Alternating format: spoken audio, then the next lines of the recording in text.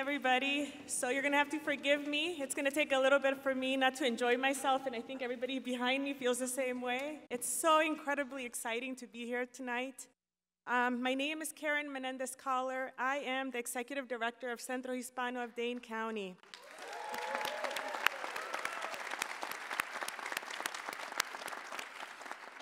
For 34 years, Centro's mission has been to empower youth, strengthen families, and engage in community. On behalf of the Madison, Dane County Martin Luther King Jr. Coalition, I am very pleased and incredibly honored to be welcoming you to the 33rd Annual Observance honoring Dr. King's legacy for equality, justice, and peace. Our theme this year is Dr. King's legacy from generation to generation. At a time when our great country's hopes for inclusivity and commitment to safe harbor continue to be threatened, when so many in our community are suffocating because they feel they are not being seen or valued, we come together today to celebrate Dr. King's vision for an arc that will bend towards a greater tomorrow. Throughout this weekend, my hope is that each of you has had time to honor the heart-wrenching sacrifices of the civil rights movement that has brought us here today. To be inspired by the pride seen in the faces of the young people honored this weekend at several events around town.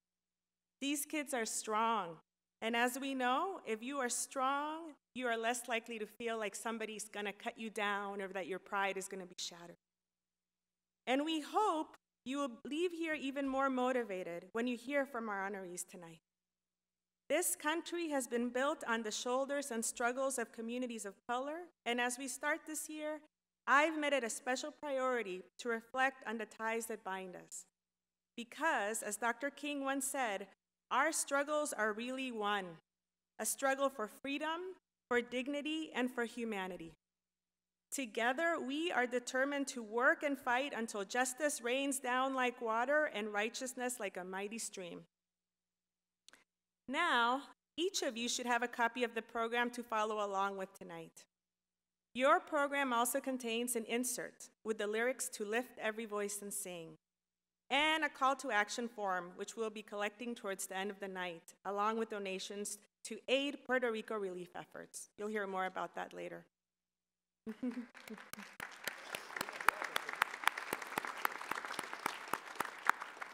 So let us all stand and sing Lift Every Voice and Sing. After the hymn, the program will proceed as outlined with the MLK Choir's rendition of the Black National Anthem.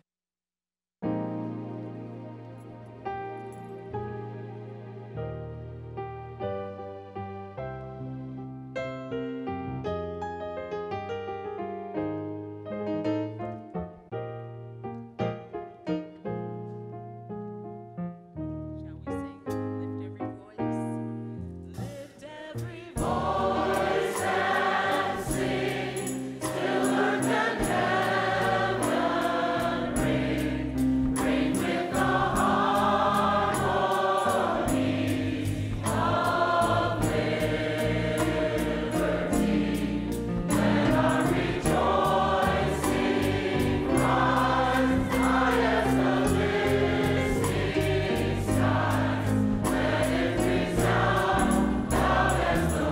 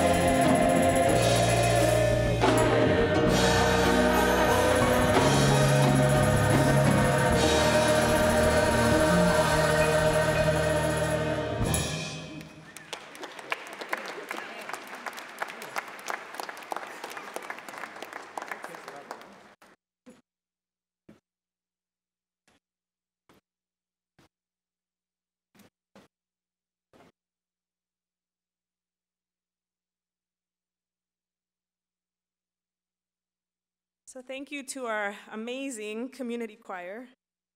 Yes, let's give them another round of applause.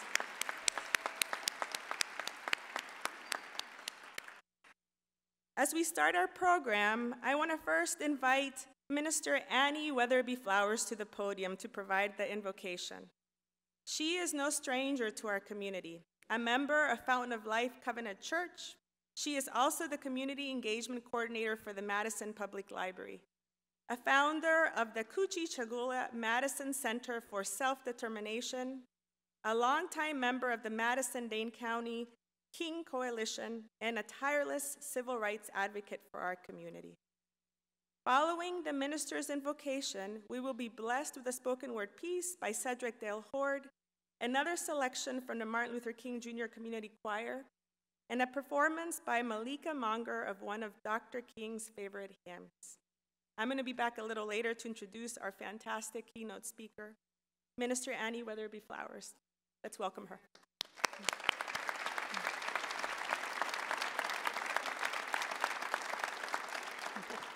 Thank you. Okay, let's all say love. Love. That's it. That's what it's all about. It's love for one another and love for our neighbors. Okay, here I go. And now unto him. Could you stand for prayer? Those of you who would like to, you can remain seated, but could you stand? And now unto him who is able to keep us from falling and lift us up from dark valleys of despair to the mountains of hope, from the midnight of desperation to the daybreak of joy. To him be power and authority forever and ever. Amen.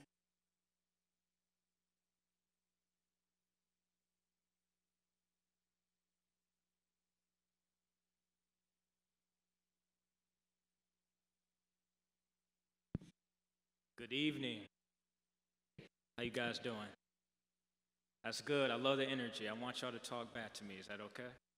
Smooth. So I have the privilege of sharing a spoken word piece with you tonight. Once again, my name is Cedric Dale Horde. I'm a national spoken word artist from Milwaukee. And I like to say that sometimes, thank you, appreciate it. I like to say that sometimes behind every poem, there is a deeper story. Behind every poem, there is a deeper story. And that statement is so true for this poem I'm going to share with you today. The inspiration for this poem, I think it happened about 3 years ago. It was the summer, and my then girlfriend, now my fiance, we were talking to some youth at our church. And a young man had recently got shot that summer at our church. And we were just talking to the youth, just trying to get their perspective of what they were thinking about the world around them. They were thinking about the community around them and what was taking place. And I remember this day vividly. I probably will never forget it in my mind. This 8-year-old boy, he raised his hand. He said, "Cedric, I wish I wasn't born black." 8 years old, hasn't even been on this earth that long. But based on his reality, based on his perspective and what he was seeing, said he wished he wasn't born. Now, when I heard that, one, that gave me so much perspective on what our youth are facing, but it also encouraged me as an African-American male to be an example to him, to realize the reality that our youth are facing, but also having that propel me to be an example for those who come after. So when we think about this day, when we think about this celebration as we are celebrating Martin Luther King's legacy, we think about all things that led to this point that paved the way for us, but we also think about how much work we still have to do, mainly regarding the psyche, the mental, just warring in the mind of what this young man was facing. So that story ultimately inspired this poem I'm going to share with you today. This poem is entitled "Shooting Stars, Letter to Black Boy." Once again, Madison, thank you for having me. Hope this poem blesses you. I heard a man on TV once ask, "Why do all young black boys aspire to be rappers and athletes, but not aspire to be astronauts?"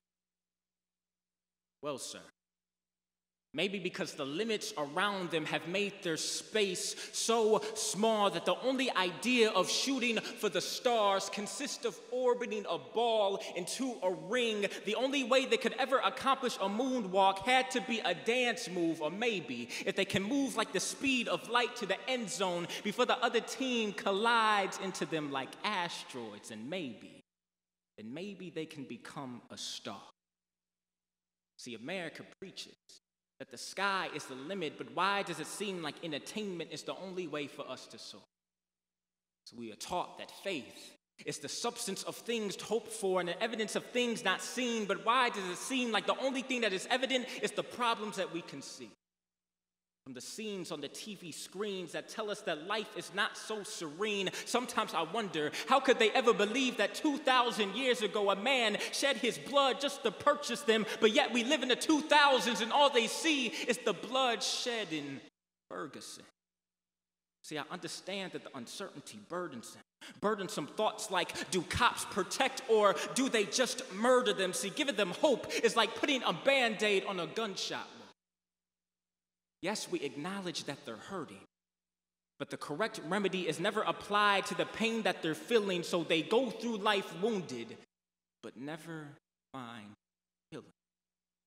But you tell me, how do we heal hard hearts haunted by hatred and convince them that they're still gonna make it, like even though your worth in society has been degraded, you're still blessed by the greatest, even though our history keeps rerunning the pages that say your skin will be the only basis for why society deems you as heinous. See, I'm tired of young black men suddenly becoming famous after their life has been taken, so I have to take out the time to tell them this.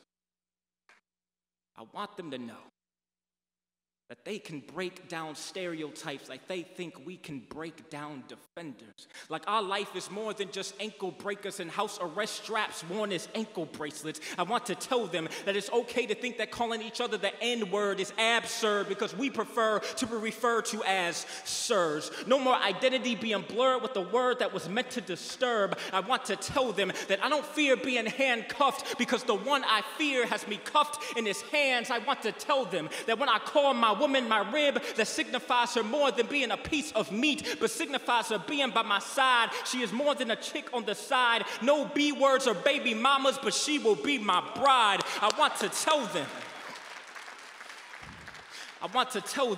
that their walk with God is more important than the shoes that they walk in. And the designer's name under your souls mean nothing if our designer's name is not over your soul. I want to tell them that the only time you will raise your hand in the air would be to answer a question in the classroom. I want to tell them that maybe people will not look at you as sinners and more like saints when they realize that Jesus didn't look like those pictures society paints. I want to tell them that even though they think you can only shoot baskets or only shoot guns and not go far, I want them to know that you can shoot for the stars. I want to tell them that you are more than prison bars or rapping bars, but I think you can reach bar exams. You are far advanced. I want to tell them that yes, your life matters, and that goes beyond the hashtag, but that was on your tag when God purchased you.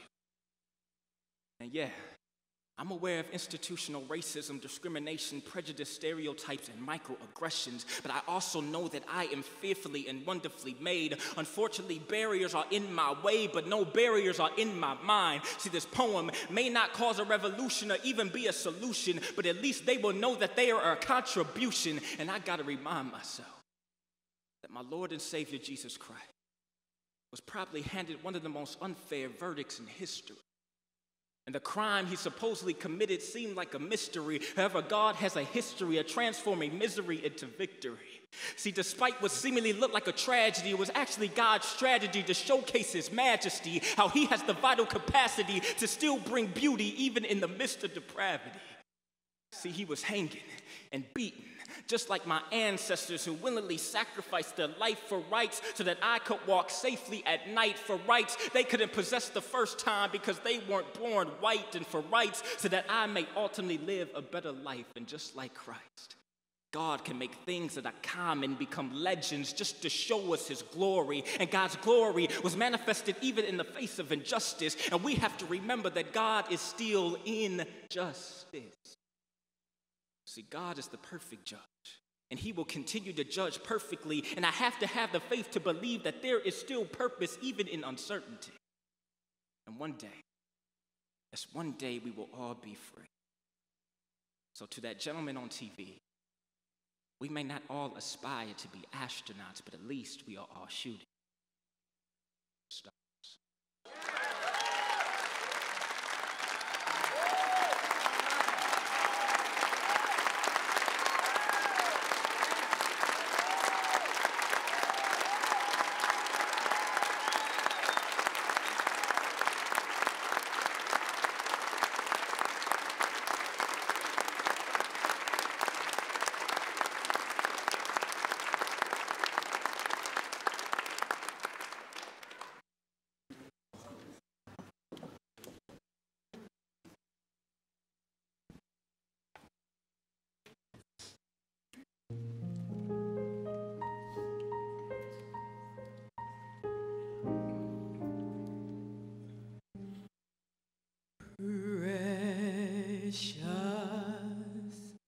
Lord,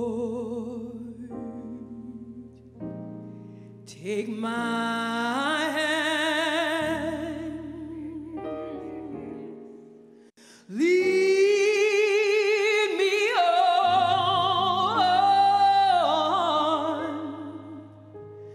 let me stand. I am tired. I am weak. I am worn through the storm and through the night. Lead me on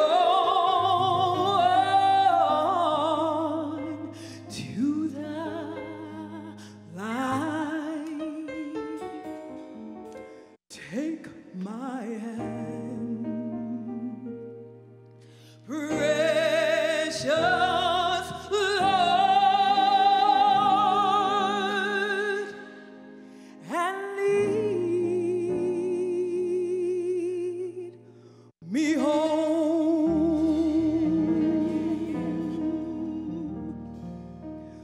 when my way grows dreary.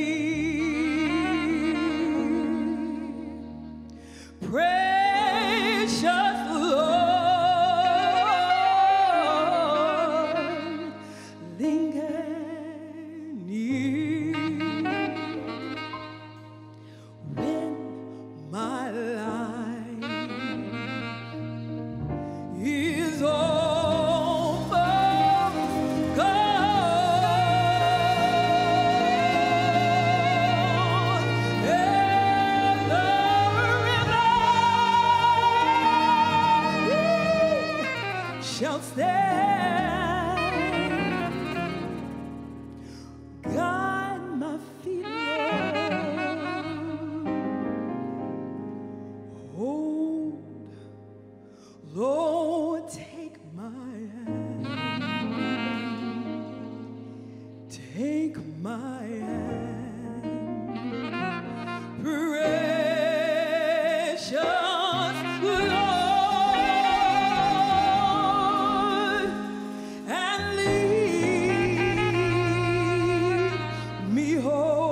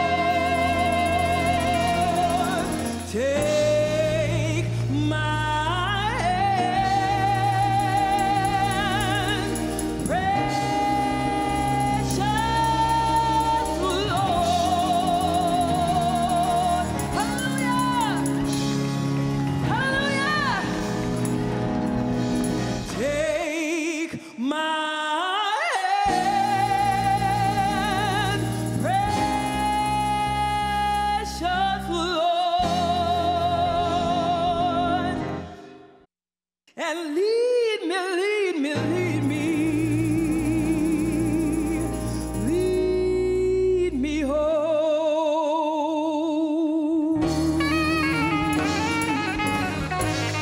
Hallelujah.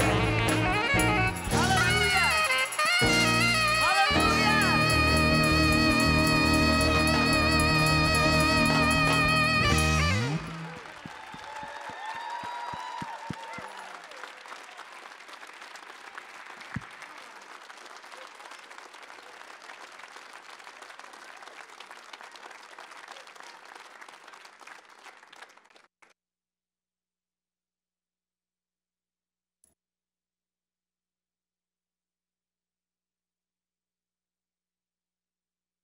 Well, my apologies.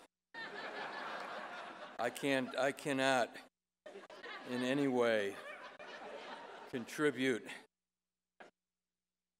Mr. Horde, I hope every young man and woman gets an opportunity to hear your presentation.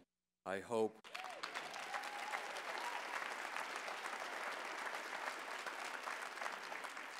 every adult who has the power to do something will heed your words. Malika Vanko, I mean, my voice is very tiny in saying thank you. And Bishop Rayford, I've heard things about you, but I didn't know they were that wondrous. My apologies for being late. I will get to that in a moment. But the few moments I have here to share with you, I wanted to do something recognizing the DACAs in our community. And I thought maybe what I would do is ask each one of them to here tonight to stand or to raise their hand or applaud. But instead, if any one of you meets one of the following three criteria, could you please stand? First, if your ancestors came from a nation so despicably described by the president this week, if your ancestors came here without a legal visa, and if your ancestors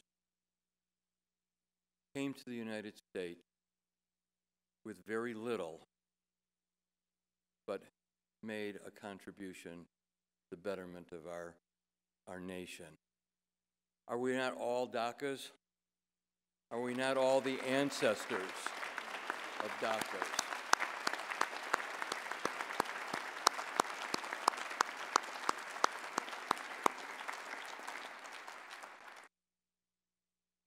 It was said last week that even if a DACA bill wasn't passed,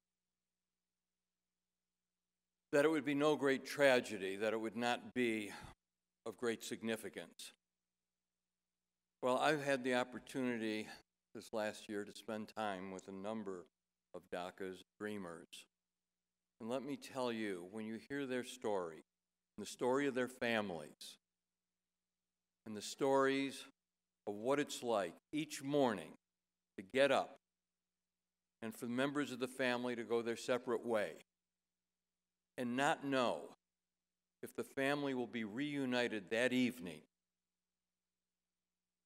that is a tremendous tragedy. And it doesn't matter whether you're a dreamer or not.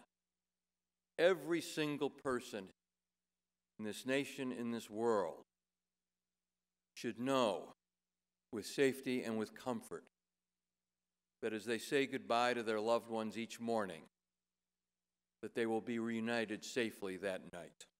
And that's what we're about. And that's what we're here to celebrate tonight, because that was the message of Dr. King. Well, the reason I'm late is because there was some uncertainty as to my ability to share with you the presentation I'm about to make. I printed it off at the office this morning, hustled off to the Capitol for that ceremony, and forgot it. No big deal. As I went home for dinner, I figured I could print it out again on my home computer, which probably an hour and a half later now still doesn't work. Fortunately, through modern technology, I can grab it here off my cell phone, which is why I was so carefully cradling it while we were sitting here these last few minutes, because I noticed that I was down to 9% on my power. So let me get with it before this fades, because I do have the honor of making this presentation to Allie Muldrow, who lives and inspires the dream of Dr. King. I present this award, the Humanitarian Award, to Allie, a true leader for young people in our community. She began her work in education 12 years ago when she became the after-school spoke word club liaison for East High School. Her work was critical in creating our state's first spoken word class, a class that encourages and rewarded high school students for their study of urban art forms. Since then, she has collaborated with Madison Schools and Madison School and Community Recreation Program to promote spoken word clubs at 5 Madison public high schools. She's continued and expanded her work with youth as the Director of Youth Programming and Inclusion at GSAFE, where she's worked with LGBTQ youth and youth of color. She's also created GSAFE's Leadership Training Institute, which has given students from all over the state the opportunity to develop their abilities as activists, allies, and creators of change. She's created a GSAFE program in a very important place, the Dane County Juvenile Detention Center, to provide incarcerated young people with a path to success and a path to a future.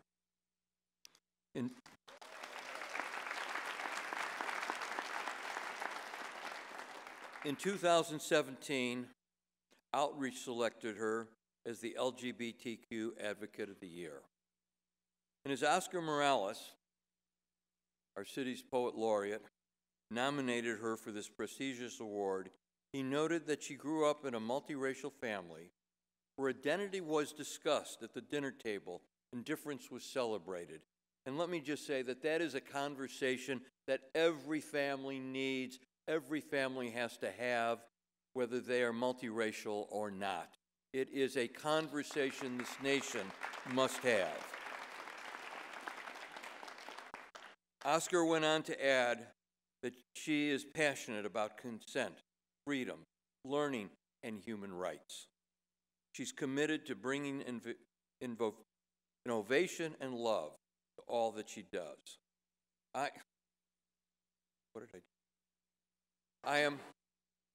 think I can do this last part without the prompt. I'm honored and proud this evening to celebrate the legacy of Dr. Martin Luther King, Jr. by introducing and presenting this award to Allie.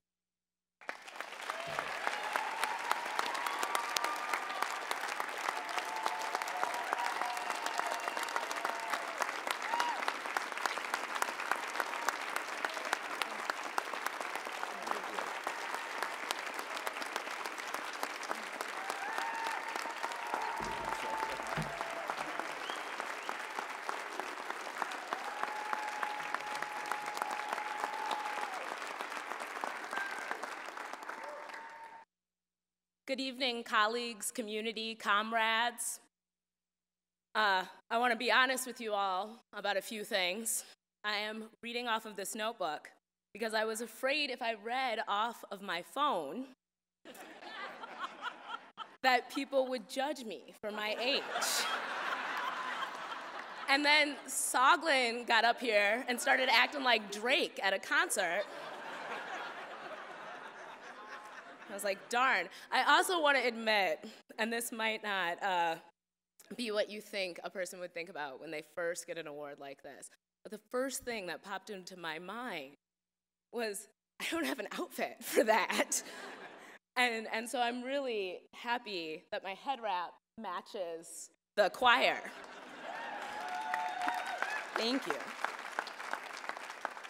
In all seriousness, I am profoundly grateful for this award. I am grateful for this chance to celebrate the legacy of one of the most brilliant thinkers to ever live. Martin Luther King Jr. died at the age of 39, 2 weeks after he told black people to boycott Coca-Cola. He was not just a man with a dream, he was a man with a plan. This year, on April 4th, Martin Luther King will have been dead 50 years, 11 years longer than he was alive. And still, right here, right now, black children are 6 times more likely to be arrested at school. We have a chance in this moment and in every moment, no matter who the president is, to say this is our home, this is our country.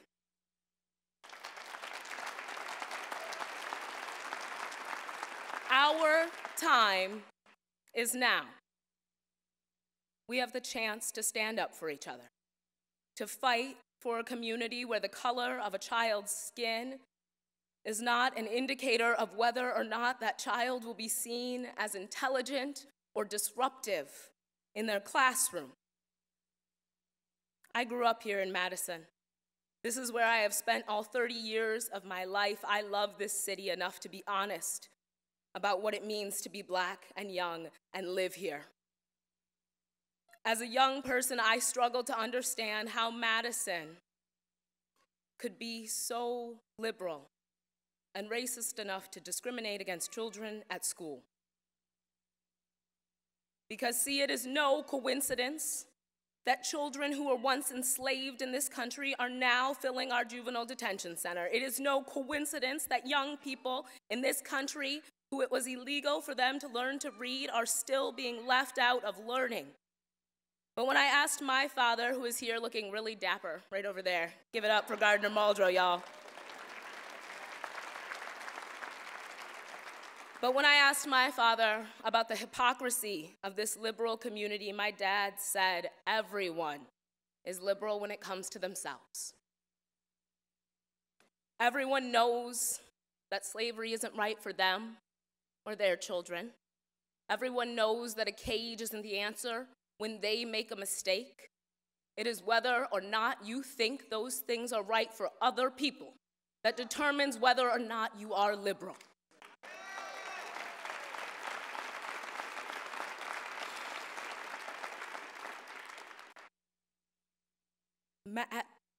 At G-Safe, we are trying to end harassment in schools. We are trying to make places where LGBTQ youth can be recognized and celebrated for their leadership. I am here tonight because we are determined to end the incarceration of children, and I am just getting started.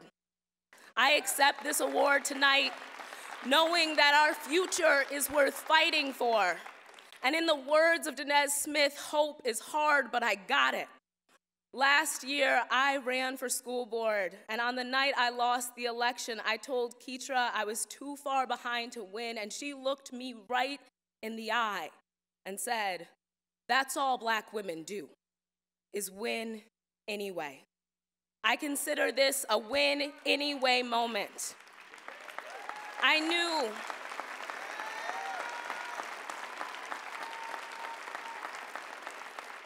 knew as soon as Keitra said that to me, that defeat had never been an option. So my friends, this is not a speech. This is a call to action. Don't thank me, join me. Thank you all so much.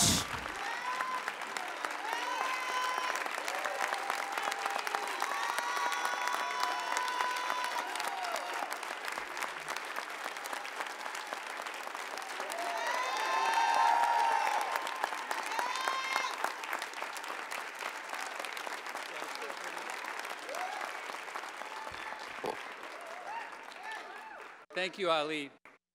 And I too would like to thank Cedric and Malika and Bishop Rayford, the musicians, and our choir tonight. Thank you for your inspiration. We all appreciate it very much. I also want to recognize our MC, Karen Collar-Menendez, for the inspiration that she gives our community and the people who she deals with and helps every single day. Thank you.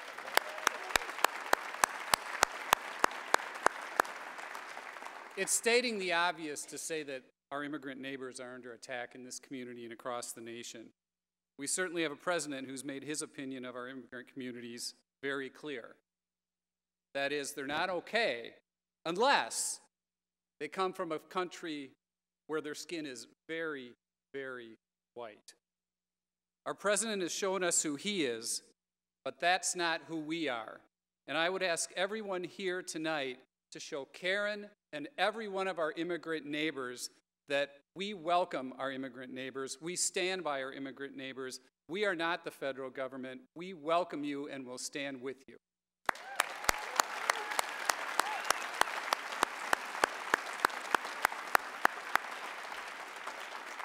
And it's important that we stand with our immigrant neighbors, not just in word, but in deed.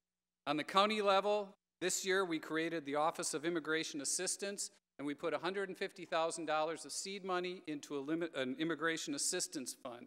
We're partnering with neighbors across this community to be there for our immigrant neighbors in their time of need, and I hope you will be too.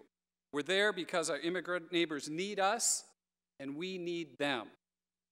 What we don't need is to spend millions of dollars in state tax money to attract millennials from Illinois to come and work in Wisconsin. All we need to do is embrace our immigrant neighbors, invest in our struggling neighborhoods rather than on a propaganda campaign to Illinois. We need to work to ensure that everyone in Dane County has access to the opportunity to succeed. So to all of the communities that make up our greater community, and especially tonight, our immigrant communities, again, we value you, we respect you, we need you, you are us, we are you. We'll continue our work together to bring about a fair and just society for everyone who calls Dane County home or would like to call Dane County home. Activism in the path to change takes many forms. And our next MLK Jr. Award recipient demonstrates that with a quiet humility. I know you're down there, but the light's in my eyes. There you are. And of course, Betty Banks is sitting right next to him, as always. With a quiet humility, kindness, and effectiveness, I'd like to invite Gotti Ben Dan to stand, please.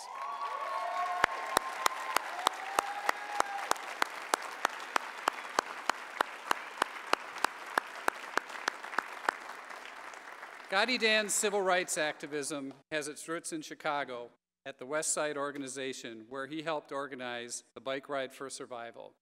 He's worked along Jesse Jackson at Operation Push. He has marched alongside the Reverend Dr. Martin Luther King Jr. in support of open housing. Gotti helped found Today Not Tomorrow, a nonprofit focused on educating and informing the community using the medium of entertainment and strengthening the health and well-being of families. He helped form the Peacemaker Community Forums, aimed at allowing community members to speak directly to police officers at the Madison Police Department. And Gotti formed the Men's Group for Fatherhood Engagement at the TNT Family Resource Center, and is also involved with Project Babies, an initiative started in 2006, which supports over 375 families yearly with material items needed to care for their children and connect them with community resources that are available to them for support. You know, Gotti's one of those folks who the saying, still waters run deep, comes to mind when you see him. He's always there at so many community events, and he's an observer. And look out for those observers, because as the old I don't know what this says about folks like me, but I think of the saying, those who speak do not know, those who know do not speak. So ladies and gentlemen, it's an honor to introduce Gotti and to hand you, come on. You can tell we practiced this one a lot. The Martin Luther King Jr. Award.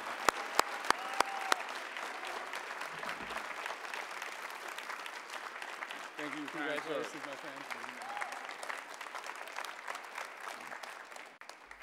Before I start, I would like to say I profoundly agree with Ali and all the things she said. You were very eloquent, sister.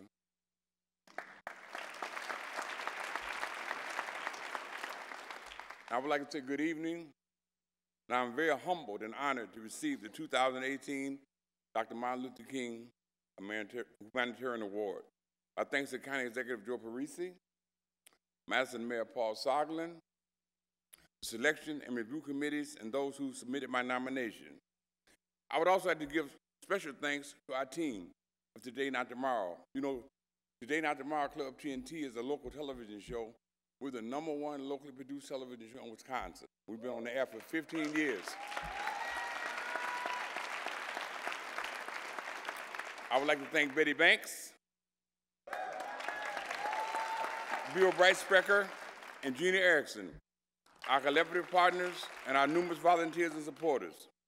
A person cannot do this work alone. Coretta Scott King once reminded us that the greatness of a community is more accurately measured by the compassionate action of its members. While speaking to a college rally in the early 60s, Dr. King stated, "If you can't fly, then run. If you can't run, then walk. If you can't walk, then crawl. But whatever you do, keep it moving."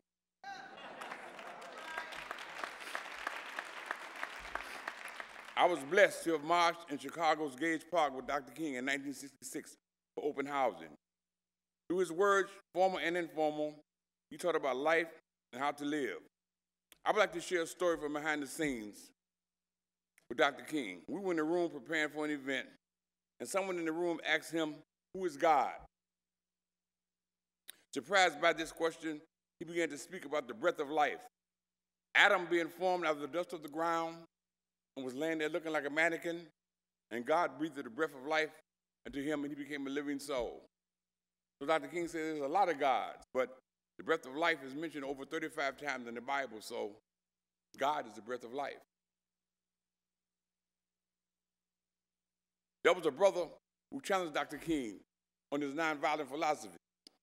And when this brother would get riled up, Dr. King would say to him, "Doctor, doctor, doctor," to calm him down. We would all laugh.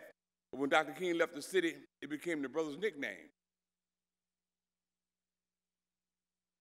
But Dr. King called all brothers doctor because he was a doctor of love. June 1968, after his assassination, we went to Washington, D.C. for what is the Poor People's Campaign. We set up tents in the mud all around the Washington Monument and called it Resurrection City. The Poor People's Campaign was also called the Poor People's March on Washington. It was organized by Dr. King before his assassination. He was motivated and desire for economic justice. The idea was that we should have what we need to live. This year, 50 years later, the Reverend William Barber from the More Money Movement will pick up where Dr. King left off, resurrecting the Poor People's Campaign and begin a national moral revival. I cited a quote of Coretta Scott King earlier, but I would be remiss if I did not speak more of her. I would put in the mold of First Lady Michelle Obama. She was beautiful, sweet, and kind, but very decisive. It is through her dedication and commitment to her husband, his work, and that legacy that we celebrate his day with a national celebration. If Dr. King was still alive today, he would continue to be a strong advocate for women's rights, fair housing, and racial disparities and injustices. If you are not part of the solution, you are part of the problem. Although he is not here, he did leave us a framework that we should listen to. On April 4th, 1967, in his speech now entitled Beyond Vietnam, he stated, "We must rapidly begin the shift from a thing-oriented society to a person-oriented society, where machines and computers, profit motives, and property rights are considered more important than people.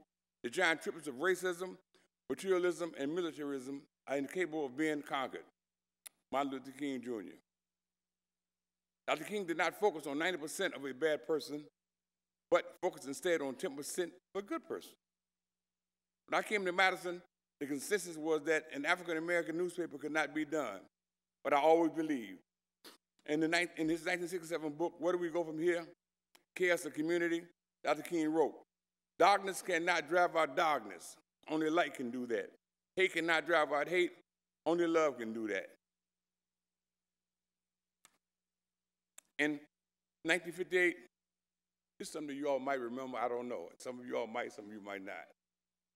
In 1958, at a book signing in New York, a woman walked up to Dr. King and stated, "Are you Dr. King?" He replied, "Yes." And at that point, she plunged a knife into his chest. Do y'all remember that? It landed 1 centimeter from his aorta. The doctor said if he sneezed, he would have died. When he was in the hospital, he received letters from the president and vice president and the governor of Georgia. He said he couldn't remember what those letters said, but he did remember that a little white girl sent him a letter that said, "Dr. King, I'm glad you didn't sneeze." I would like to close by sharing with you something that we often sang with Dr. King. Young people nowadays, they like Michael Jackson, but when I was a young boy, our Michael Jackson was a group called Frankie Lyman and the Teenagers. Y'all remember them? They were a group of Cubans and Puerto Ricans out of New York City. And they did this song, which I want you guys to do with me, okay? You guys know your alphabet, right? All right, we're going to sing. All right, we're going to start off, you're going to A, and then I'm going to do a verse, and B, and so on, right? Are we ready? I'll always love you because your love is true. Come closer, and I'll tell you about the ABCs. Darling, believe me, everything I do is for you. Find the place there in your heart, and I'll tell you about the ABCs. God knows I love you. Heaven holds it true. I want to be near you. JKLMNOPQ. Come on. Run, honey, and don't be shy. Sugar, you stay on my mind. True love is hard to find. I'll tell you about the ABCs. You make me love you. Vow always to be true. W, X, Y, and Z. I've told you about the ABCs.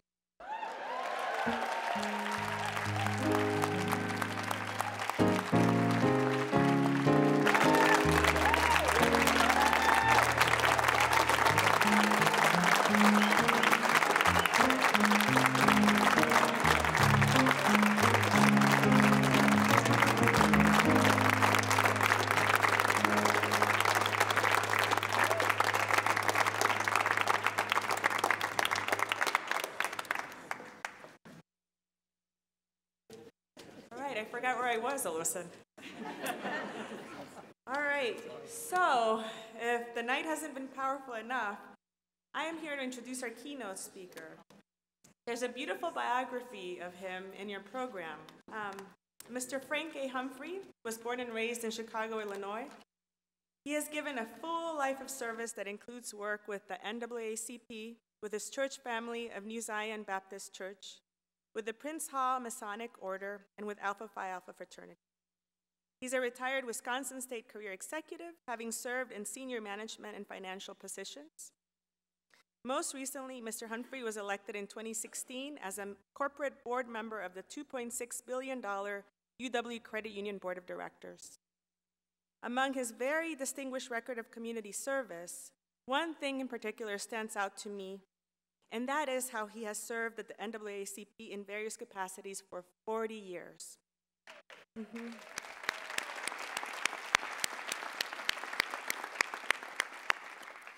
Formed in 1909, the NAACP is the nation's oldest, largest, and most widely recognized grassroots-based civil rights organization. As you know, Dr. King was influenced and supported greatly by the NAACP, and conversely, his legacy looms large in the work that the organization has sustained since his assassination. Frank Humphrey has been a tireless warrior on behalf of this organization. He's a longtime member, has served in numerous leadership roles and on various committees at the local, state, and national level, including 9 years as local branch president with the Beloit branch, and 7 years as the first VP for the Wisconsin State NAACP Conference. Since 2015, Mr. Humphrey has served as the president of the state conference, which has branches in youth and college units located in Milwaukee, Madison, Racine, Beloit, Kenosha, Waukesha, and Osaki, with ongoing plans to build capacity in Green Bay and Janesville, Wisconsin. At the national level, from 1998 to 2010, Mr. Humphrey served as one of the 17 members of the NAACP Executive Committee under the leadership of the legendary civil rights icon Julian Bond. Although distinguished for numerous accomplishments, Mr. Humphrey regards his greatest blessing, and I can relate to this, as being the father of two young, intelligent adult daughters who have both matriculated from historically Black colleges and universities, with each going on to acquire graduate degrees in healthcare industry. Amen. So please join me in welcoming Mr. Frank A. Humphrey.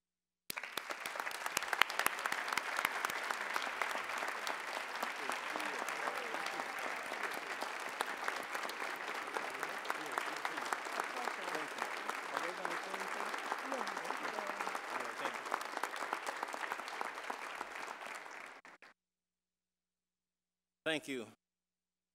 I want to thank the Dr. Martin Luther King Jr. Coalition, the executive team that put this great gathering together, the mayor and the county exec, and all of you for just coming out tonight to listen to a few of my remarks on an eloquent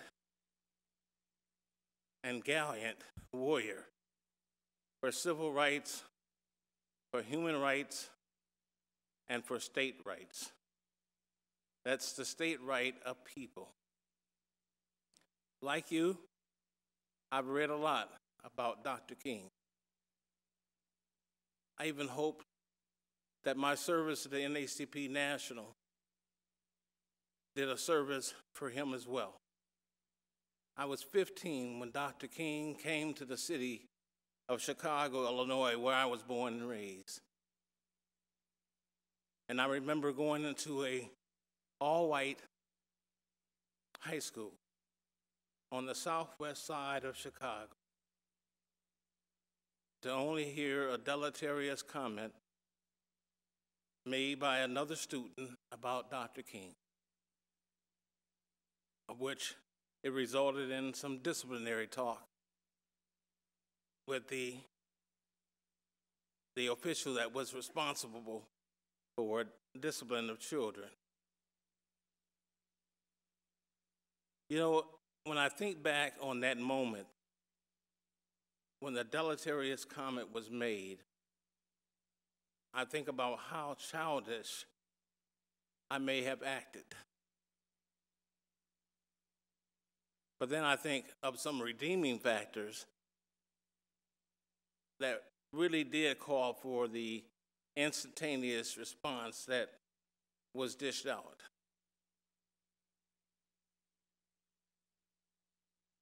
I can't see all of you out here, but I'm glad that the Dr. King celebration asked me to speak tonight. I was thinking about drafting up a long speech, and after you read all the books on Dr. King, you've just about heard most of the eloquent speeches that could have ever been uttered. So I'm going to tell you a little bit about the personal side of Dr. King that I observed as a young kid when he came to Chicago and went through Cicero. The community of Cicero was pretty much all white, and it had sort of a sinister aspect of Chicago. Dr. King marched through Cicero, and in his own words, he declared it was the closest thing to death that he had experienced.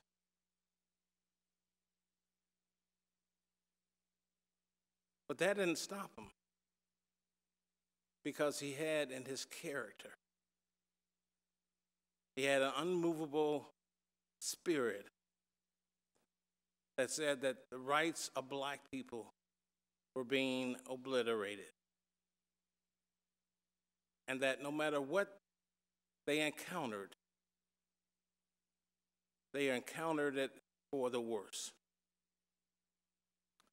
that humankind could do to another individual. What kind of drum major is that would say to an populous white city and all of its power structure that you're doing people wrong? Well, it took someone with courage, someone with sensibility and affection for people who he saw as being mistreated. And not because they were just black, but because they were people. So when you look at Dr. King's record and you see where he established after graduating with his doctorate degree from Boston College, entering Morehouse at 15 years of age, and acquiring another degree between his baccalaureate degree and his doctorate degree. And so he emerges on the scene, and he and his wife decide to go back to Georgia. He takes an assignment at Dexter Avenue Baptist Church to begin his calling. And I remember in reading some of the books that one of the mothers of the church said, "Our pastor looks so young that I don't even know if God's ready for him yet." But he faced on a daily basis, he faced the challenge that seemed to consume his life from the time he got his doctorate degree to the time of his death. And he must have been afraid, because every time you heard him speak, he talked about that he wasn't afraid. But you knew that at home, sometimes in the quiet office of his den, he had to think about the finality of his own life. How many of us do that? How many of us think about the finality of our own lives? I don't think very many of us do. And somehow it doesn't really arrive until you get right up to your 60s and mid-60s. You know what I'm saying?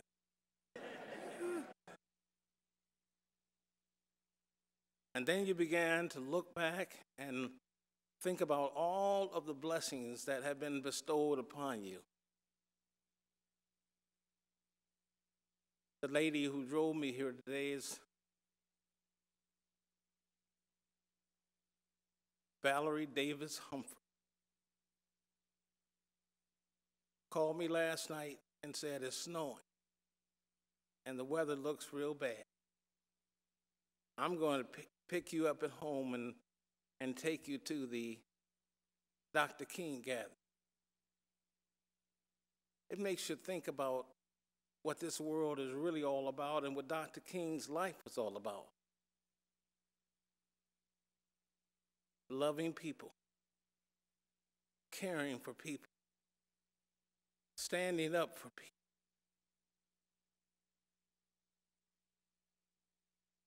I could go on, but if you look at the movement that he ignited, and listen, it took some soldiers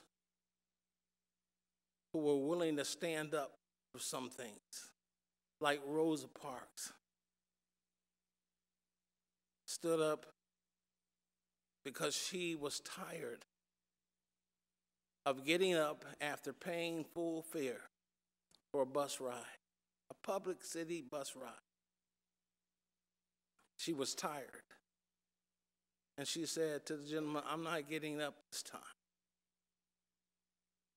I want you to think about what you're asking me to do.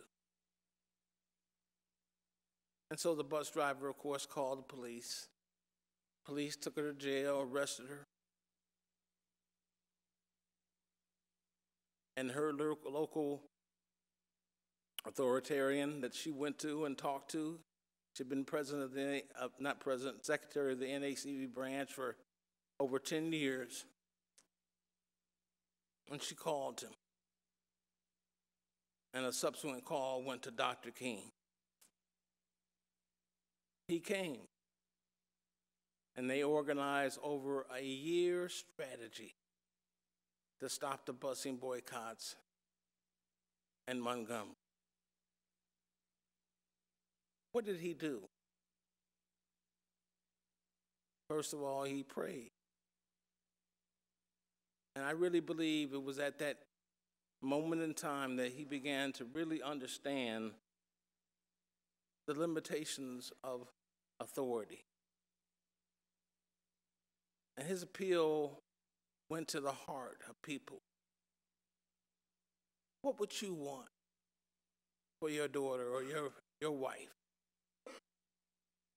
after working all day, being tired? What would you want for your kinfolk? And I can see the torment in his spirit as you read the books on the story.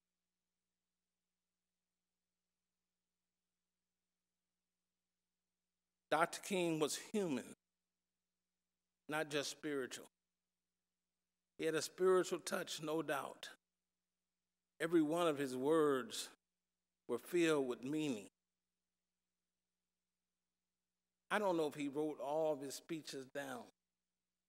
I know he was a terrific writer. He could coin words, but when you listen to him speak,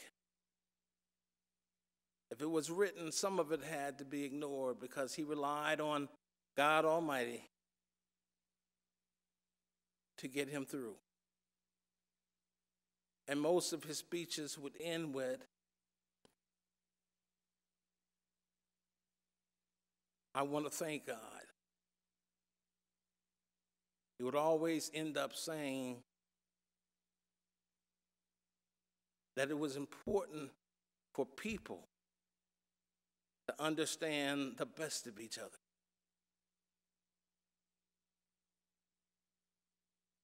You can move from the boycott to the early 60s, where he got caught right in the movement of the civil rights movement.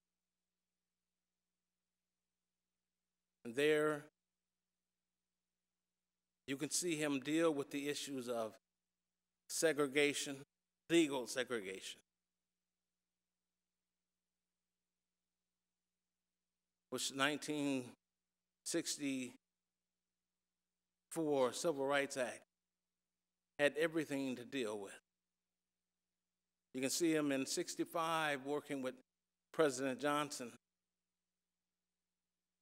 on dealing with the issue of voting rights. And do we vote? Do we really vote? That last election showed a depletion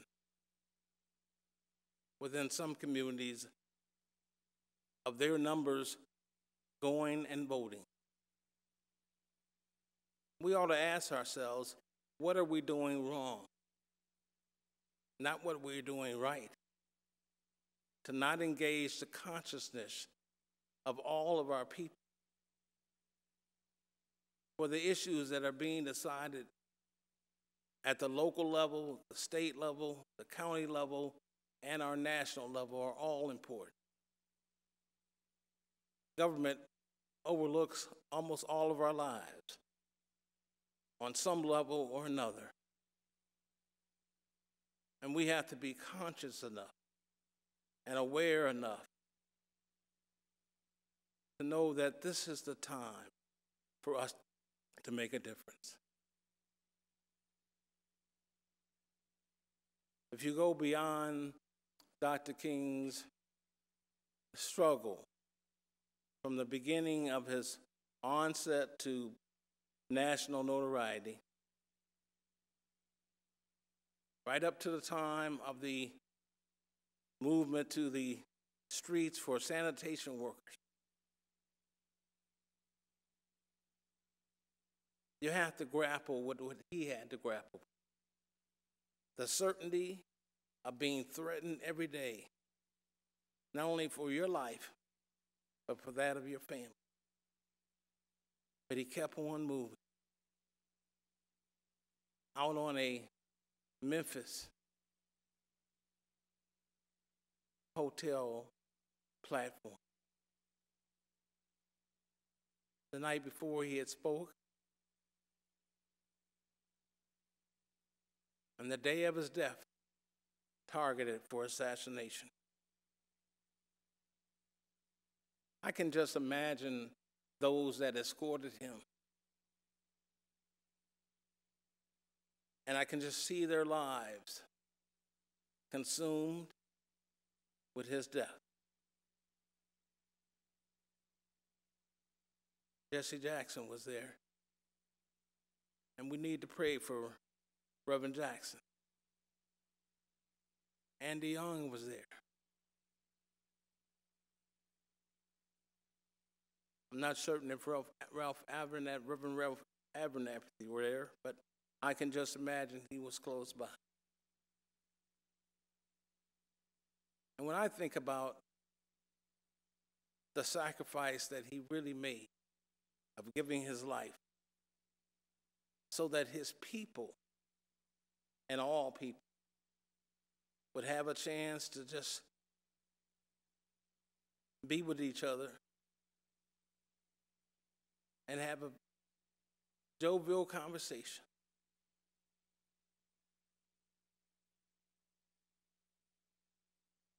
I think it's something to be admired. His death, of course, affected us all. Because you only die one time, and your life is gone. But the life he left us and the memories he left us are what carry us on. That's what this event is all about.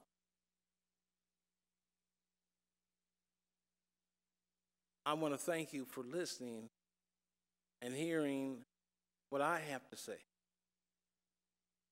If you had caught me maybe 30 years ago when I first got started in ACP, I thought I had all the answers. I had all the answers for this world, for government, and for my workplace. And now I realize that I didn't have all the answers. Thought I did, but I didn't. And I'm glad to have recognized that because of this man's life. Dr. Martin Luther King, born as Michael. He was a gallant leader, and he gave us a lot to be respected. Gave us a lot to be respected for and with. He stood up when most people wouldn't. Said things that most people would not have. And he moved on down the line. I want to thank you for moving down the line. When I look at this audience, now I can see you a lot better. And I think about all of the issues that we have in this world. It takes one thing, and that is for all of us to sit in our seats and agree that we are the most important thing to each other. We are the most important element in each other's lives. And yes, we will have differences of opinion. Yes, we will have different outlooks. But there's one thing that should be certain, is that each and every one of us means something to someone. And that we cannot ignore. That we cannot ignore. So whatever we're doing that makes us feel so important, so elevated, let us kindly remember that the person who we would mistakenly denigrate is our neighbor, is our friend. And we must seek to find a common bond that forges all of us together. Some decisions are not necessarily going to go your way, but we should make no doubt that the way it should go should be for not just the majority of us, but it should be morally and socially conscious, religiously right.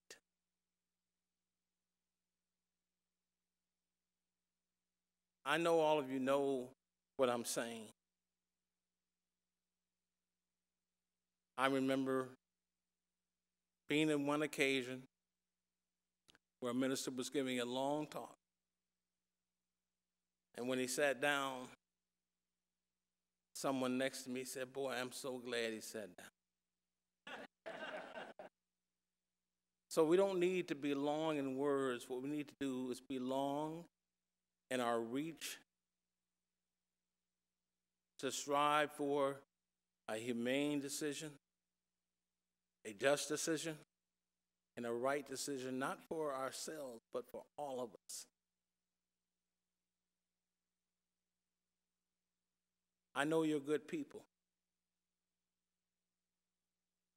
but I'm not talking about you. I'm talking about those outside of these doors who may not share the perspective of being egalitarian. We need some egalitarian people. People who can think about other people other than themselves. To be courageous is one thing, but to be humane with our courageousness is another thing. So let me thank you for coming out today. I didn't mean to be long because I didn't want to be like a well-noted actress who's told her husband, "You don't have to worry, I won't keep you long."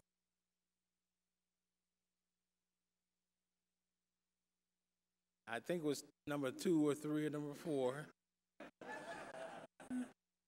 But everybody soon got the message.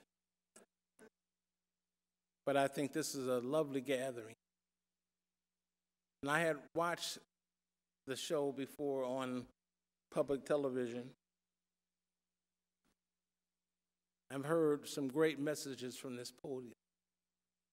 But if you can take away one thing I have said tonight, understand that Dr. King was a legend not because of the words that he chose, but because of the life that he led. And I'm not saying he was a saint. He's a manly man who confronted the same temptations of life that all of us do. But he dealt with it in a way for the majority of us. And so with that tonight, I want to thank you for being present, for adding your name as a witness to the gallery of names that have been before you. I believe it's 32 years, 33 years of existence for the Martin Luther King Jr. Coalition of Madison and Dane County. And when you first started, I remember Betty Franklin Hammonds late Betty Franklin Hammonds.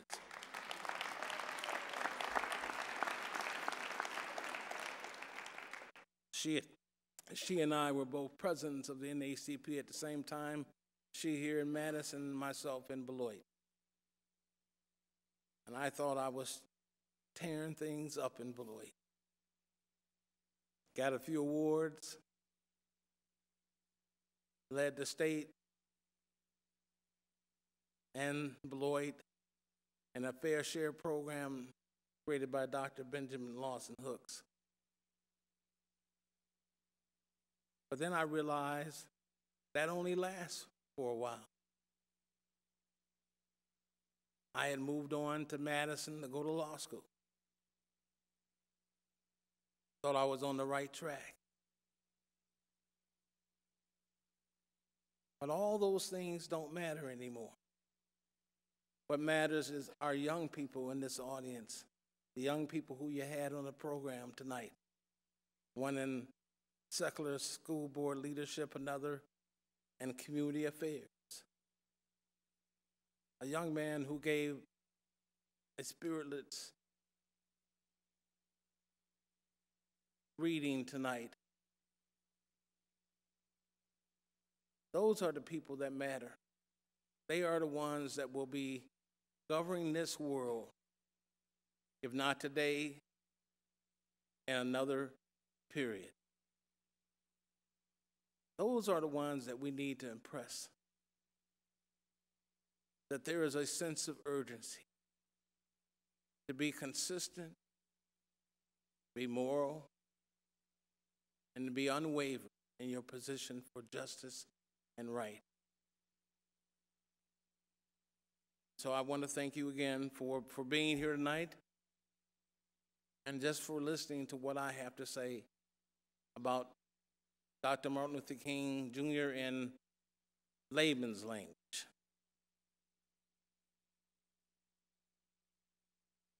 The time is now. If you can see the depletion of this country, and I'm not going to get into the politics of choices of options, but when you have highest level officials talking in denigrating terms about the rights of people and the view of other countries, it's dispiriting. And it's something that we need to, as a society, address. But the only way we can address it is we must go to the ballot and vote.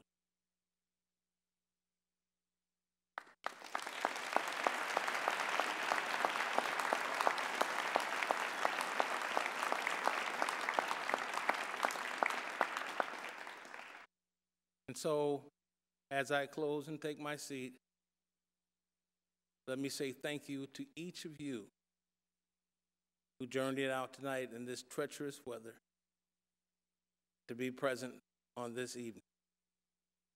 And thank you very much.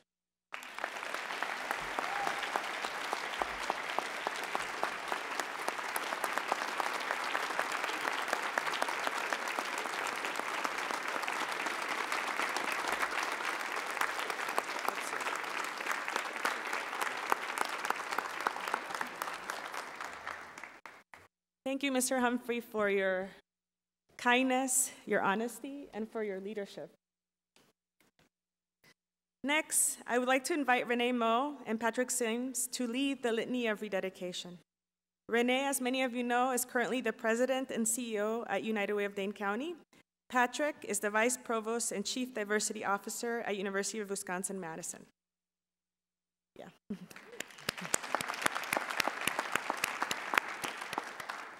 Both Renee and Patrick have been zealous advocates for civil rights and social justice in this community. Oh, are we going to do a song? I love it. I think we're going to do another song that I might have skipped earlier. Let's go for it. Here we go. All right, so before we do the rededication, the Martin Luther King Community Choir.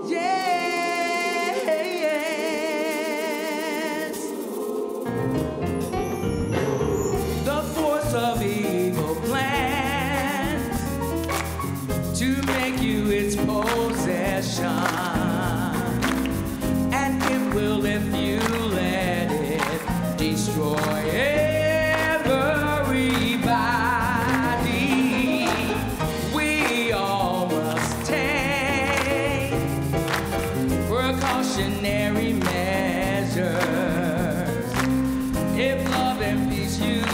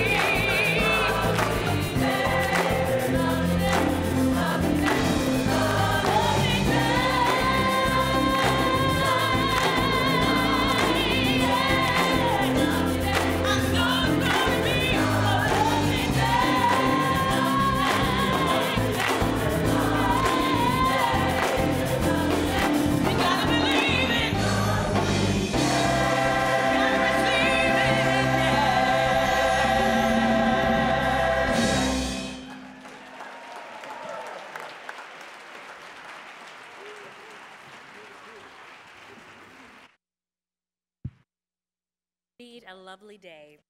Please stand and join us in the Litany of Rededication. The litany was written by Reverend Mark Klinger, Senior Pastor of First Baptist Church, based on key words and principles of Dr. King. The litany can be found on page 5 of your program, and we ask that audience members please join us by reciting the sections in bold. We pledge ourselves to the American promise that all people are created equal, that they are endowed by the Creator with certain unalienable rights, that among these are life, liberty, and the pursuit of happiness.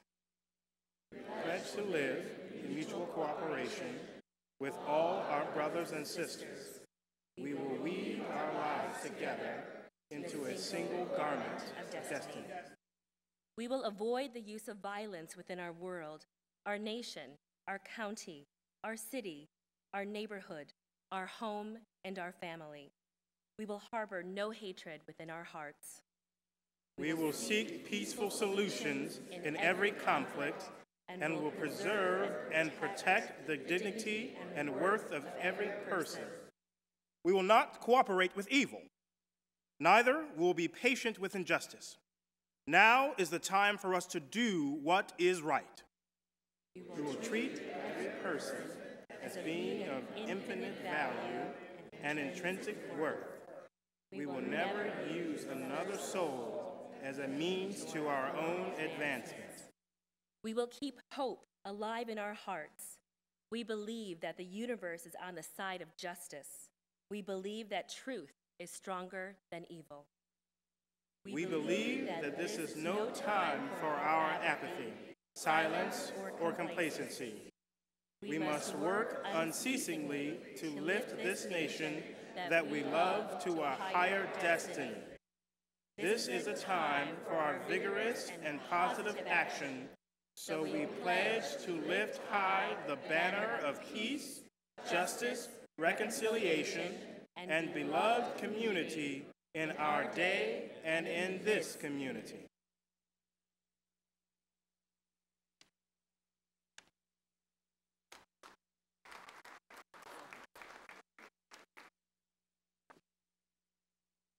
Thank you. Thanks again, Renee and Patrick. You know, I want to make note, both of your organizations have been active members and financial supporters of the King Coalition for decades. So I thank you. All right, as we reflect tonight on Mr. Humphrey's words and the powerful sentiments expressed in the Litany of Rededication, the King Coalition encourages you to now ponder ways that you can act to effect positive change in our communities. The ways in which you can advance the movement of civil and human rights in the spirit of Martin Luther King, Frank Humphrey, our two honorees tonight, Ali and Gabi, and other civil rights leaders. Tonight, may you leave here recommitted to engaging every single day, moving forward in actions that celebrate, not separate us, and to remain committed to humbly listening to diverse perspectives so that you may be better equipped to act, and with every action, inch us one step forward in our fight for social justice. At this time in our histories, communities of color can wait no longer. We cannot compromise anymore. Direct actions are essential now. We must remain committed daily to Dr. King's dream and work tirelessly so that one day it will be guaranteed for every dreamer. Every immigrant, every refugee, every Muslim, every Black community member here in Madison and Dane County and this country, every trans individual, regardless of gender or identity, from generation to generation. As Dr. King said, let us all hope that the dark clouds of racial prejudice will soon pass away and the deep fog of misunderstanding will be lifted from our fear-drenched communities. And in some not too distant tomorrow, the radiant stars of love and brotherhood will shine over our great nation with all their scintillating beauty. If you have not done so already, please review the call to action form that is included on the inside of your program book. As reflected in Dr. King's words, opportunities to engage in positive action are never lost, but simply deferred to another day. I am here to ask, what will you do today, tomorrow, every day? In just a few moments, you will see volunteers who will be passing around collection baskets. If you would like us to help you get connected to one of the volunteer opportunities listed on the call to action form, please complete the form and place it in one of the baskets. There will also be collection baskets available as you exit the theater. On your way out this evening, we also encourage you to visit the informational tables in the lobby that are being staffed graciously by United Way Volunteer Center volunteers and the Wisconsin Network for Peace and Justice. Additionally, as has been the tradition for the last several years, we're asking for your financial support. Half of all proceeds collected and donated will go to supporting the King Coalition's activities next year, while the other half will go towards helping meet critical needs in our world. Last year, we were able to raise nearly $800, which was sent to the Standing Rock Tribal Council, Jewish Social Services, and the Madison Community Immigration Law Center. A portion of tonight's collection will be donated to the Puerto Rico Relief Fund of South Central Wisconsin to aid in relief efforts following the devastating hurricane that struck recently and continues to impact day-to-day life today. So I just want to thank everyone for coming. Thank you to members of the King Coalition for the tireless commitment to this event. I am humbled to have been your MC tonight. May we proceed in kinship with one another and with great hope for our future together. Now join us in singing We Shall Overcome.